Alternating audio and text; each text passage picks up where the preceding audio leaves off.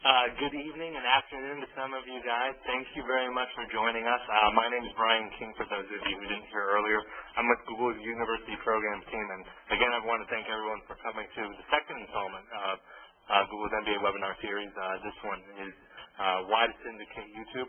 I'm very happy to have SGG Salgar, who's a member of the Partner Solutions Organization at YouTube.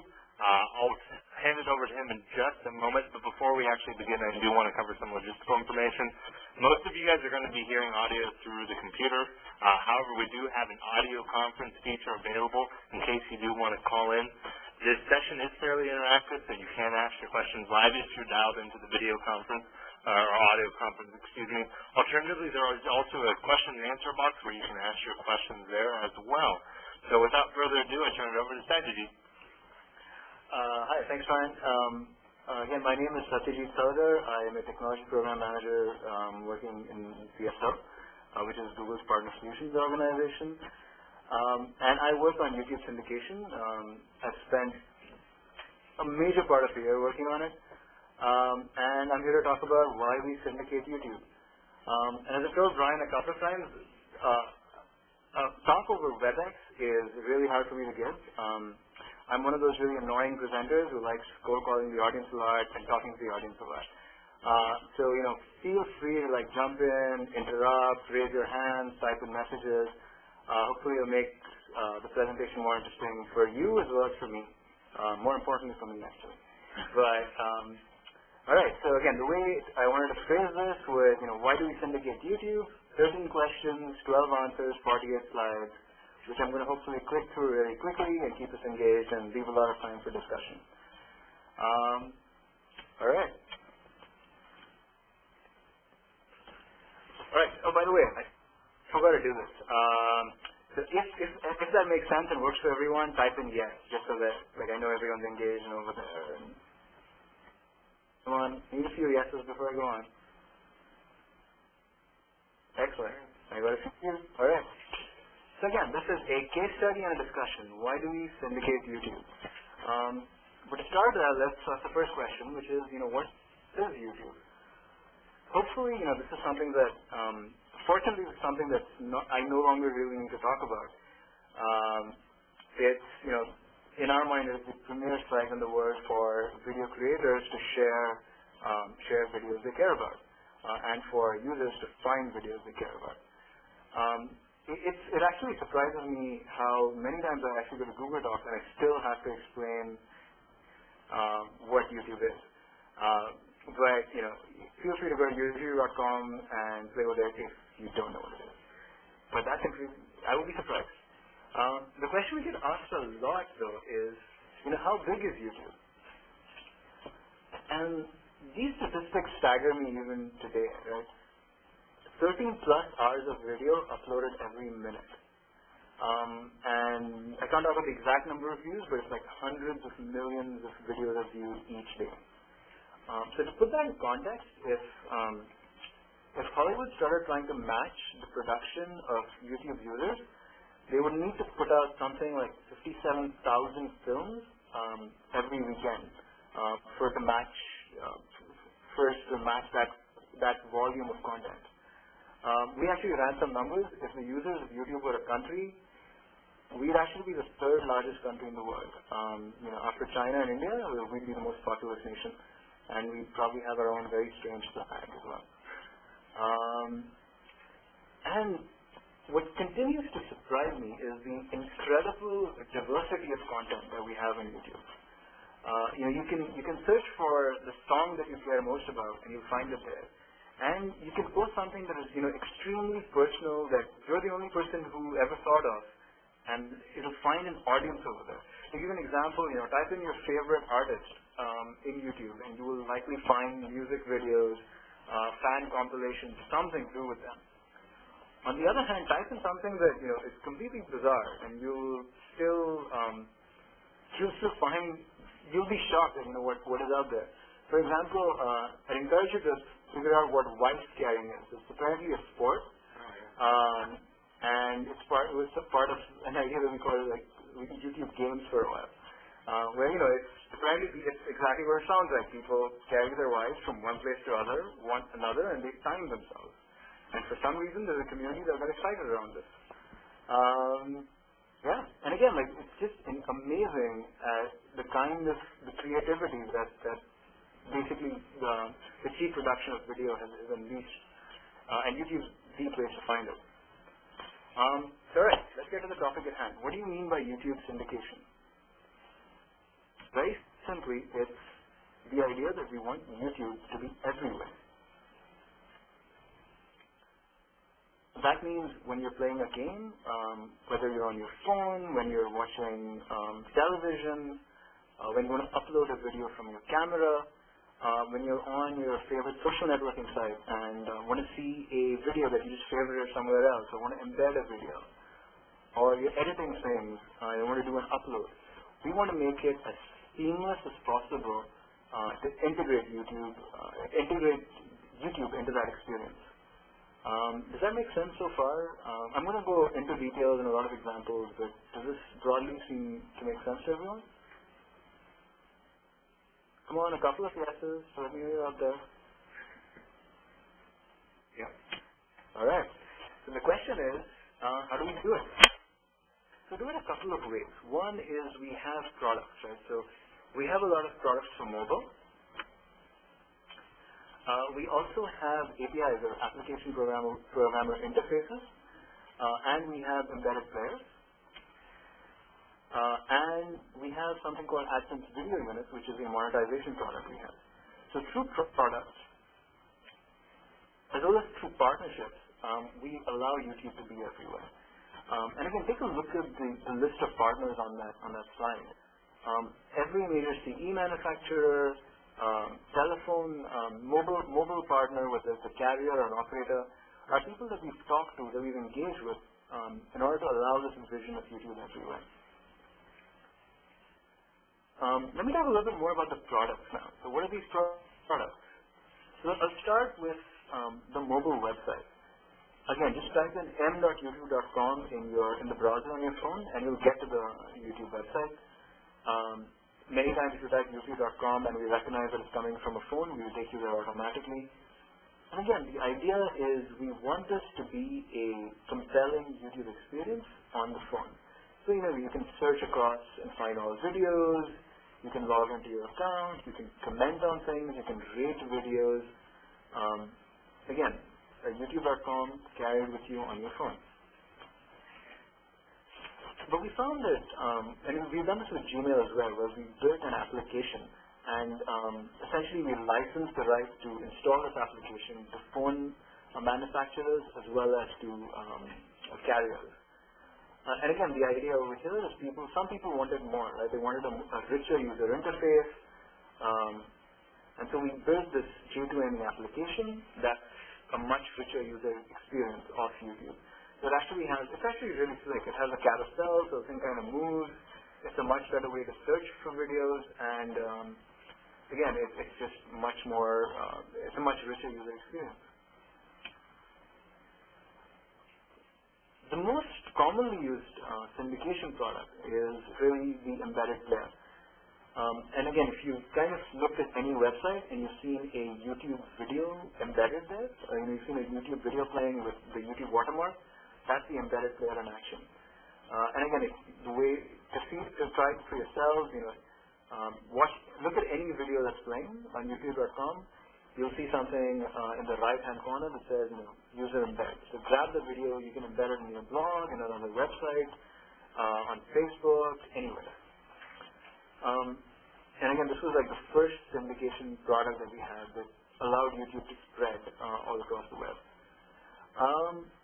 Again, as something that we think about, as we build these products is, how do we make these more interesting to our users, to our partners? So what would make it more compelling for them to use it? So we realized we really needed to make this product customizable because people wanted it, to match their site. They had requests like, don't let me just embed a video, let me embed a playlist. Let me skin it differently. So again, we thought about how to make it highly customizable and as easy a way as possible so that users can do it, so that programmers can do it. Does that kind of make sense to everyone? And finally, I do want to talk about the monetization product we have, which is AdSense Video Units. So again, you have a video playing on YouTube.com that's owned by, in this case, a car content owner, right? Get the video, use it as an embed, put AdSense ads around it, and allow it to be placed on publisher sites. At Google, when we talk about publishers, we really mean any website.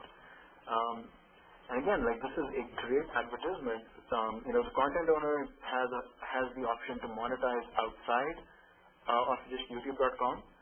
And for the publisher, it's a more engaging and more relevant ad, which is both interesting to the user, as well as hopefully monetize as well.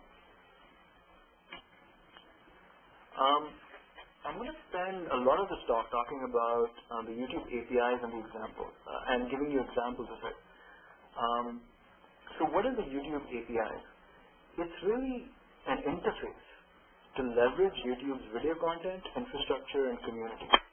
So, you have YouTube, and you have your application, which can be a website, which can be a camcorder, which can be any other Google property. It can be a mobile device.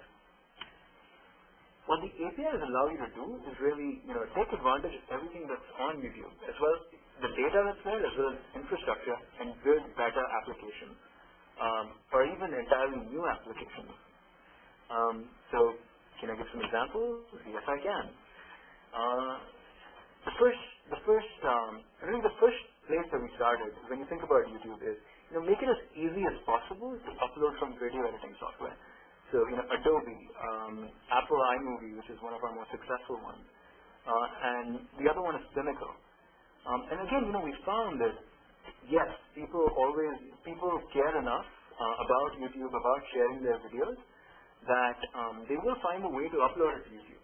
But we decided, how do you make it easier? How do you provide the APIs so that these video editing software manufacturers are able to integrate it more cleanly into their applications? So instead of being a complex process, it's one click, and it's suddenly uploaded to YouTube and where you can share it with your friends.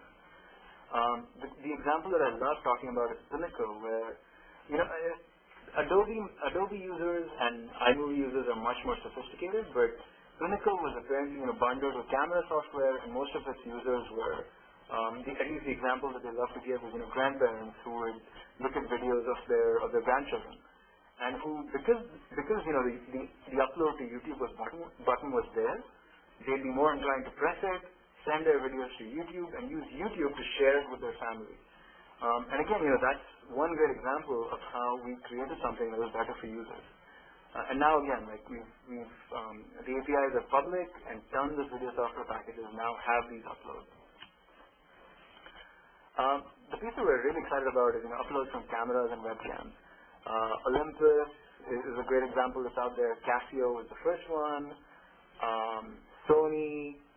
I've actually lost track of the number of camera manufacturers that have uploads to YouTube now. In terms of webcams, Logitech is my favorite one. And the flip camera phone, which is apparently the best-selling video camera in the United States now, just because it's so easy to use. And again, just making it slightly easier through clever implementations, and make it more compelling, it just gives users a better experience of uploading to YouTube. Mobile phones are, another great example of a great device where you can upload to YouTube from. Helio in particular, they ran this great campaign for a while, and they built a really great application where you could videotape your friend, or you could take a video of your friends doing something, and have a one-click upload to YouTube. Now, something I'm really excited about is gaming. Are there any big gaming fans out there? I have to believe there are a few. Come on, you can admit it. What, no one? Really? Wow, okay, that's sad. Too much time studying, that's what it is. Yeah, that is sad. Alright, so well, you should be bigger gaming fans. And here's why, we can upload to YouTube. No, seriously, so if you have a PlayStation, any PlayStation game publisher has the option to easily upload something to YouTube. This is something we're seeing a lot of. So imagine you're playing your favorite game, you record something that you're really proud of, either a top score or something you did really quickly, one click, upload to your YouTube account, share it with your friends. In fact, if you're fans of gaming, go to youtube.com, type in your favorite game. You'll already find tons of stuff. Gamers love sharing their accomplishments, and we believe YouTube is going to be the way that they choose to share it. Some videos of really simple games have millions of views, literally. Something we're extremely I don't know if any of you have heard of Spore, which is this really creative game where you can create your own creatures and then they sort of inhabit this world and sort of fight and compete with each other for survival. They actually did something really slick. So EA, which owns the game, actually had people upload these creatures to YouTube and then ran a contest to see who has the best creature on YouTube. And we see gaming being a major component of YouTube syndication going forward.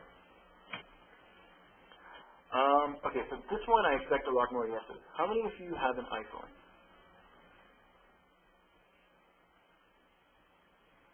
Yeah. All right, a couple of people. Excellent. So one of the first applications, and I think the most successful one so far, has been the YouTube application on the iPhone. And again, the idea is simple. YouTube everywhere. Allows users to search, discover, and play videos on your iPhone. And which is really the mission that we have in syndication, to make it as easy as possible for users to find it. I think Apple in particular did a great job with design. And again, yeah, it's a really great application. We keep bugging them to improve it. Hopefully they'll get to it one of these days. A large part of 2008, early 2008 especially, was spent on getting YouTube on television. So if you have a TiVo, if you have an Apple TV, you've already seen how set-top box manufacturers and TV manufacturers use the APIs to create a YouTube experience. What's less common, I'm hoping some of you have seen this, but the numbers are still ramping up. There's a question. Let me just get to it. But essentially, we're getting to the point where Sony and Panasonic will let you plug in an Ethernet jack into your TV, and you'll have a YouTube application there. For the Samsung application, you actually need to travel to Korea, but the Sony and Panasonic ones are available in the US right now. All right. So Matthew has a question, which is: Are you planning an iPhone app that would allow users to record and upload videos directly from the iPhone? So we actually didn't build the iPhone app. We gave APIs that allowed Apple to build the iPhone app. We consulted with them and talked to them about how they should build it, things that we'd like to see. I hope they do something like this. I don't think they are, as far as I know. And Apple is one. Again, it's every stereotype of the company is true. They're very design focused. They think for a long time about what to build. And of all the partners, it's hardest to tell Apple what to do. They have they build a great app, but I hope they build it. I don't believe anything is on the roadmap right now for that. But we have a bunch of other suggestions about how they can improve the app, and hopefully we'll incorporate those soon. Does that kind of answer your question? All right, excellent. I now want to talk about how you can improve websites using the APIs. Here's a French website called Motors.tv. They essentially build a community around YouTube videos, right? They use the YouTube APIs, and when you search for videos, those are actually YouTube results. When you play back a video, it's actually coming from YouTube. All the top videos are feeds from YouTube. They built a site. Again, this is a mini site in the context of a larger application that basically uses YouTube as its backend. And it goes beyond just simple sites like this. So Gaia Online is a very successful virtual world, and they do something even more creative, which is what they call this cinema VJ. So the idea over here is, let's say Brian and I are friends. We build this playlist together of videos that we want to see. Then in this virtual world, Brian gets me into the cinema theater. We can invite a bunch of our friends, and we can essentially sit and watch this succession of YouTube clips together. And again, they just did a great job. They use their APIs, use their embedded player, and did a great job of integrating that into their platform, which is really what we want to see people do. So we actually got a question from Robbie here, and that's similar to Matthew's, but with the Syndicate. Sure. Well, the Google phone have a YouTube app. I believe we can talk about it. Yeah, pretty sure. It definitely will have a YouTube application. All right. Yeah, they'd give us a hard time if we didn't do that, wouldn't it? Yeah. It will. I like it. Yeah, played around with it. I think it could be a little bit better, but it's pretty good as is. In terms of design, I think it's better than the That's just a personal opinion. Right. Does that answer your question?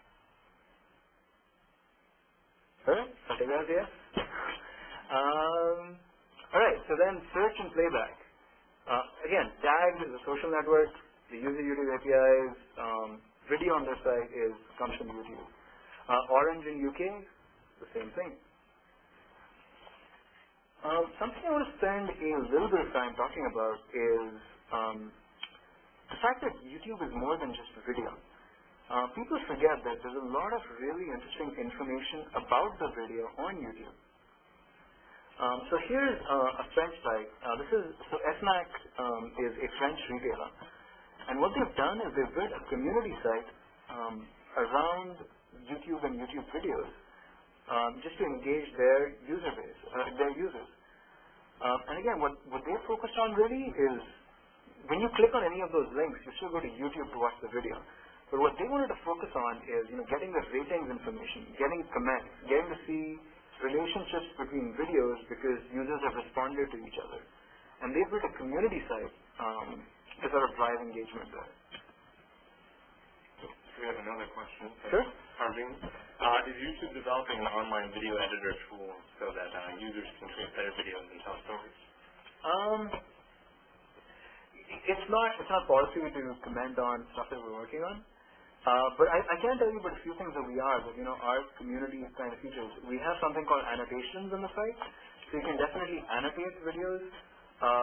We've also, if you go to the labs section, we've had this thing called streams for a while, where you can kind of chat together as you're watching a session of videos. And again, we've had, for the longest time, so we're actually doing something right now. We're running a contest. I don't know if you have heard this, Seth MacFarlane's experiment with YouTube, where he's created, these special clips that are on YouTube and brought in a certain way. So we're running a special contest right now where, you have his videos.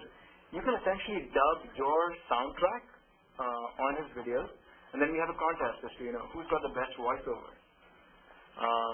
So again, these are little ways where we're allowing people to create videos on, I think create videos is strong, but definitely annotate videos that are on the site.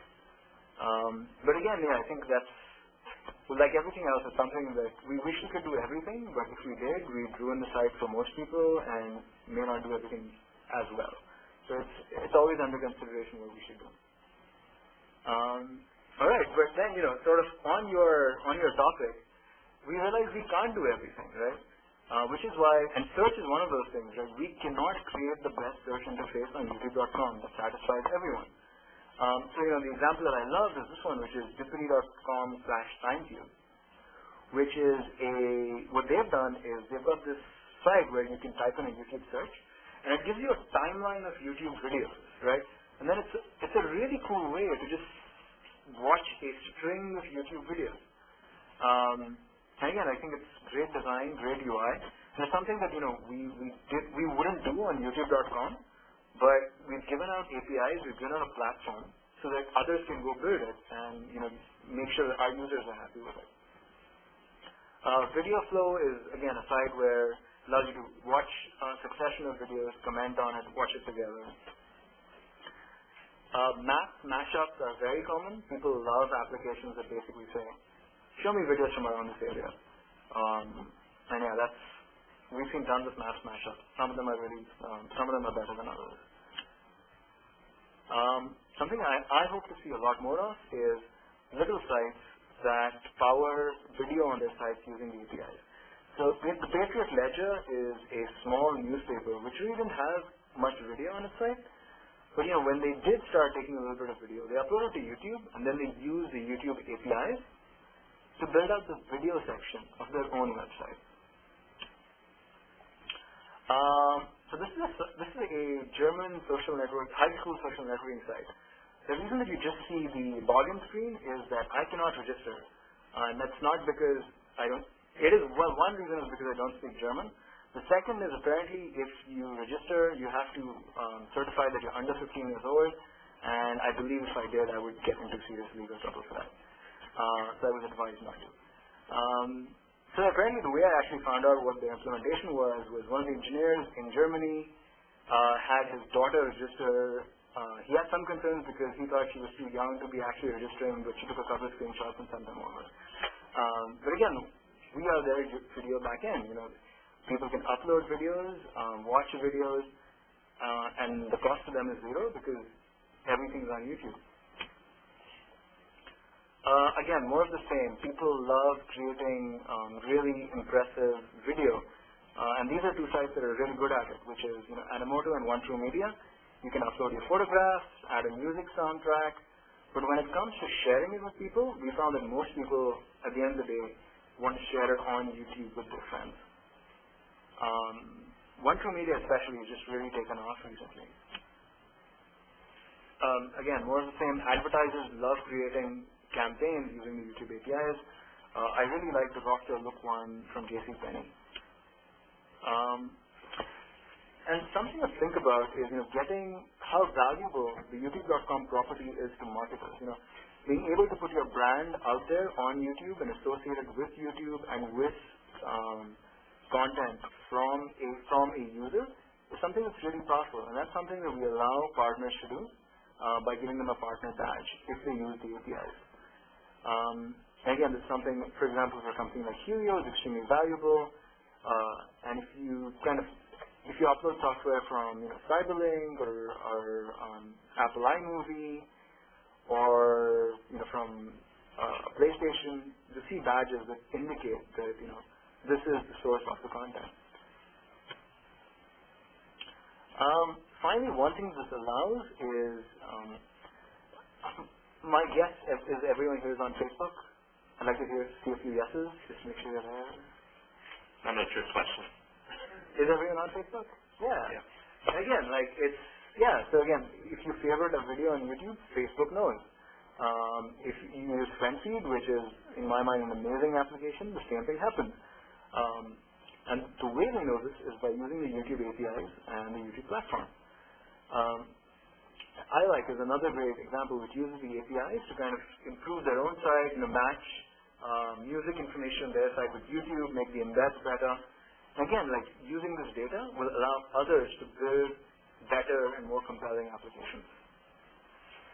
So finally the question, why haven't you used any of the words you learned in business school yet? So finally, I will. So what is the value proposition for API partners?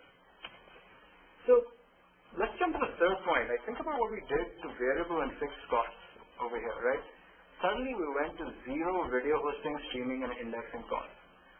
So a lot of video service providers, that's the key cost, right? And we suddenly said, okay, use the YouTube APIs, use the YouTube platform, your cost suddenly fell to zero.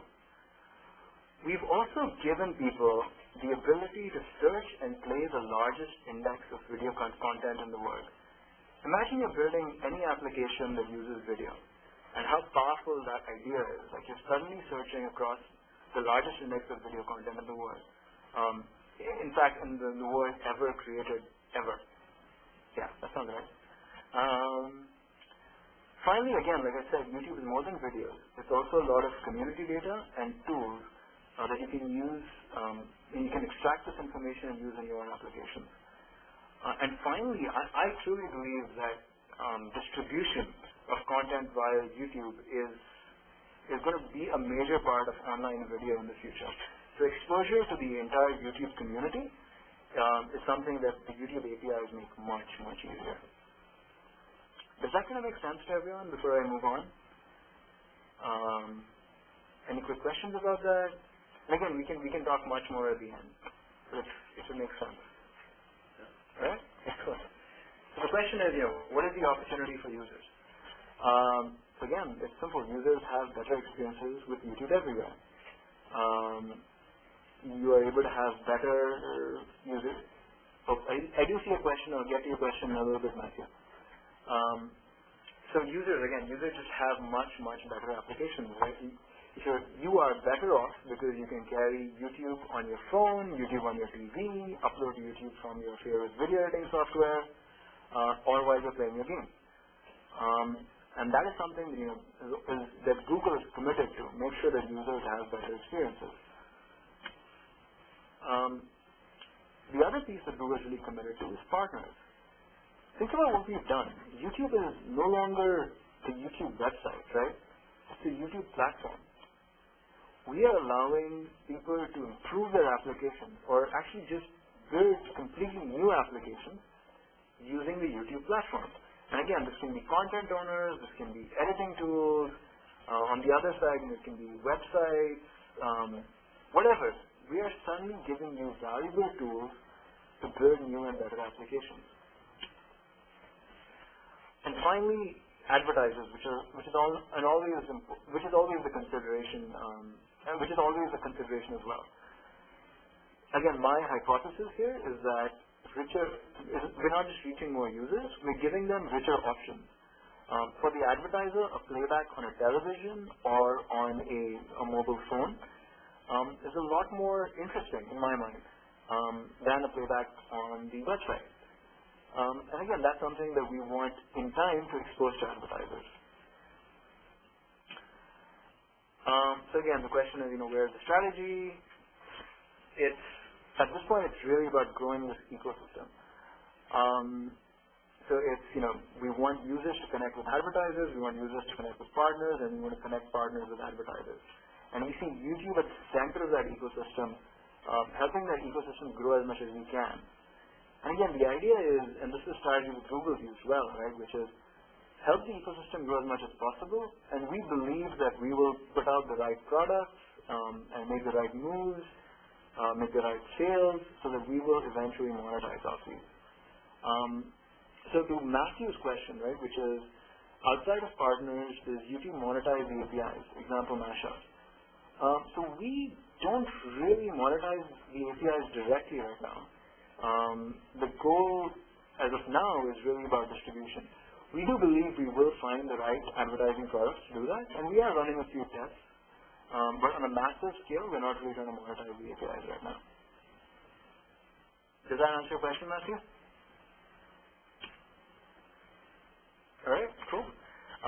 So what do I do?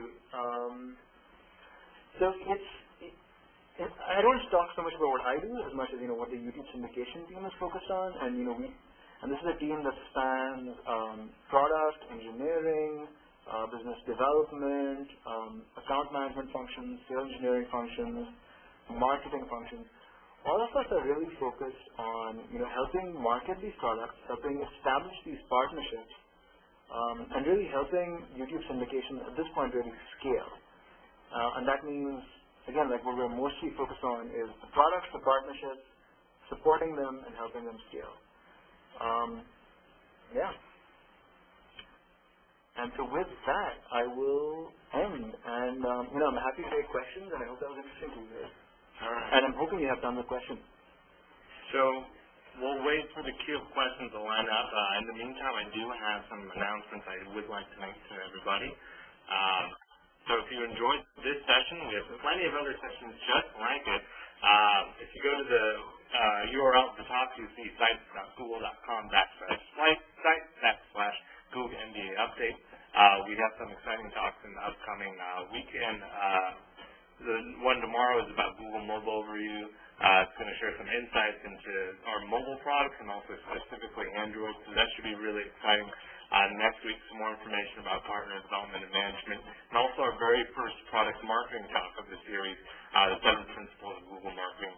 And lastly, aligned with today's presidential debate and also the upcoming election, we have one on Google Voter in the election. So some really exciting talks that we hope that you're interested in, also ones that you can make In the meantime, though, if you have any questions that you don't get to have answered today, we do have an email address for you, mbainfo@google.com.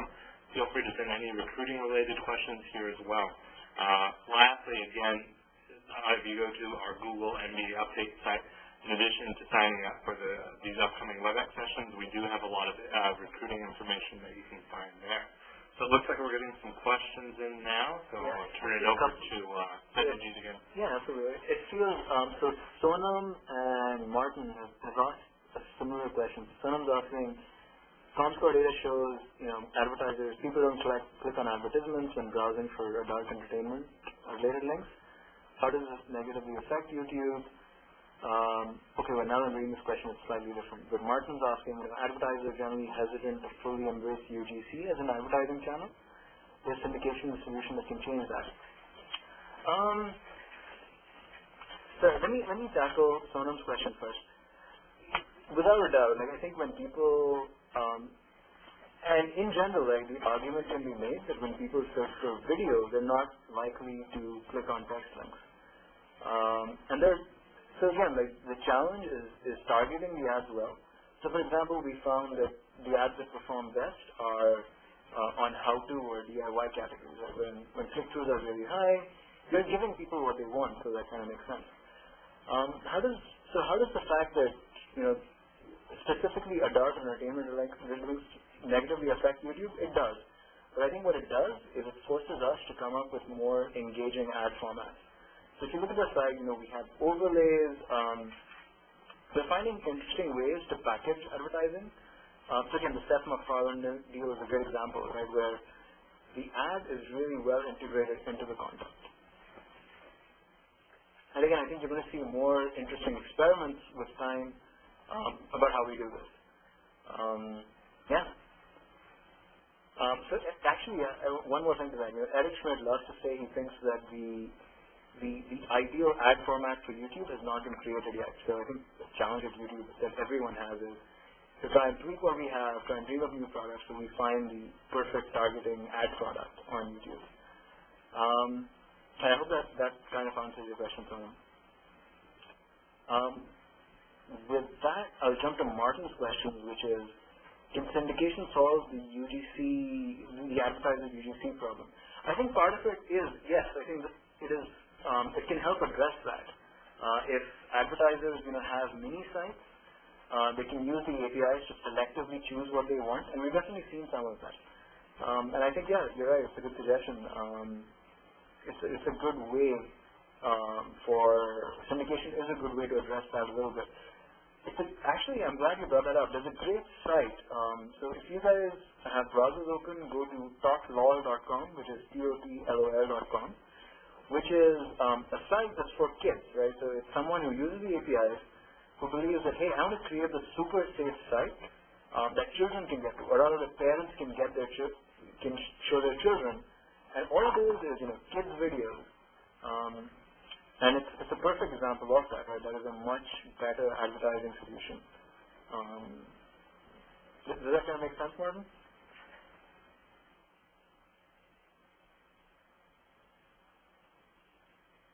Oh, the silence is hurting me. He said thanks in excellent. So there's another question from Marvin. Keep them coming in, by the way. Yeah, absolutely. Does YouTube sell the platform to advertisers to run their custom promos centered around video?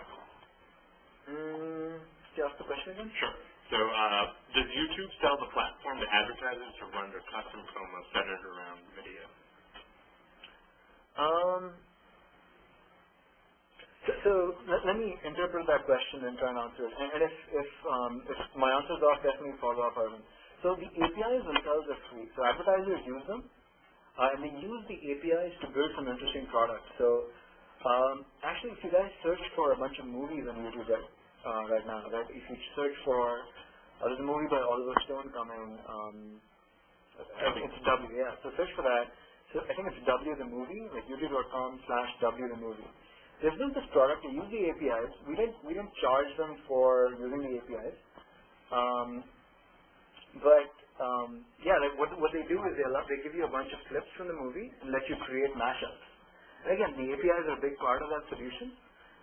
We don't charge for the APIs, but obviously, they did buy a lot of advertising on YouTube to get there. So the APIs definitely enable a lot of advertisers, but we don't charge for the APIs directly. Does that kind of answer your question, Arvind? Definitely silence. Oh, yes. Excellent. So we actually ran the well dry here in terms of questions. Let's give it a few moments to see if anyone has any last-minute questions that they want to sneak in.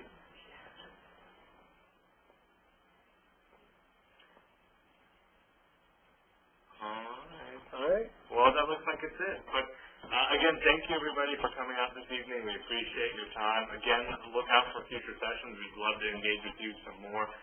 So please feel free to attend any additional sessions that you see fit. And I'd like to give a huge thank you to Syndicate.